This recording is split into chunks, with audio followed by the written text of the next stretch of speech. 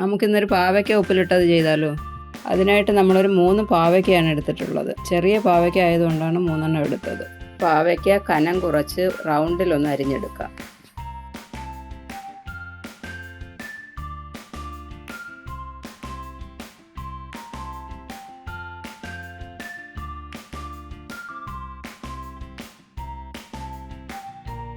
പാവയ്ക്ക മുഴുവൻ നമുക്കിതുപോലെ ഒന്ന് അരിഞ്ഞെടുക്കാം. അരിഞ്ഞെടുത്ത പാവയ്ക്ക മുഴുവൻ അതിൻ്റെ കുരുവെല്ലാം കളഞ്ഞ് നമ്മളതൊന്ന് വൃത്തിയാക്കി എടുത്തിട്ടുണ്ട്.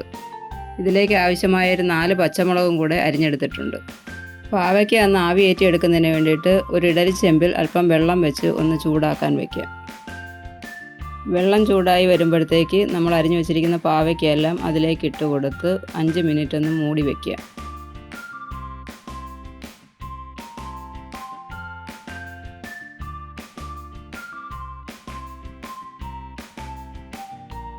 പാവയ്ക്ക എല്ലാം ഒന്ന് ആവിയേറ്റി എടുത്തിട്ടുണ്ട്. നമുക്കിതൊരു പാത്രത്തിലേക്ക് കോരി മാറ്റാം.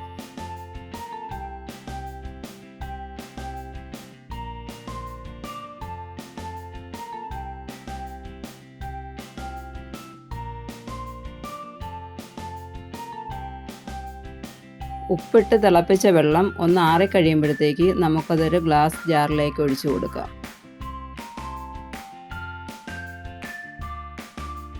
ഇതിലേക്ക് നമുക്ക് കുറച്ച് വിനാഗിരി കൂടി ഒഴിച്ചു കൊടുക്കാം.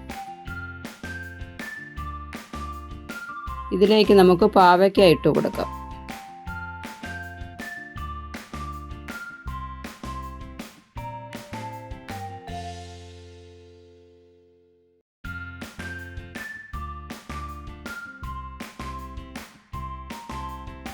നമ്മൾ അരിഞ്ഞു വെച്ചിരിക്കുന്ന പച്ചമുളക് കൂടി ഇട്ട് കൊടുക്കാം.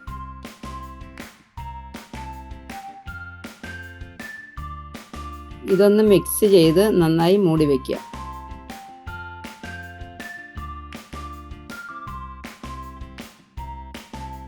അങ്ങനെ നമ്മുടെ പാവയ്ക്ക ഉപ്പിലിട്ടത് റെഡിയായിട്ടുണ്ട്. എല്ലാവരും ഒന്ന് ട്രൈ ചെയ്ത് നോക്കിയിട്ട് അഭിപ്രായം അറിയിക്കണേ.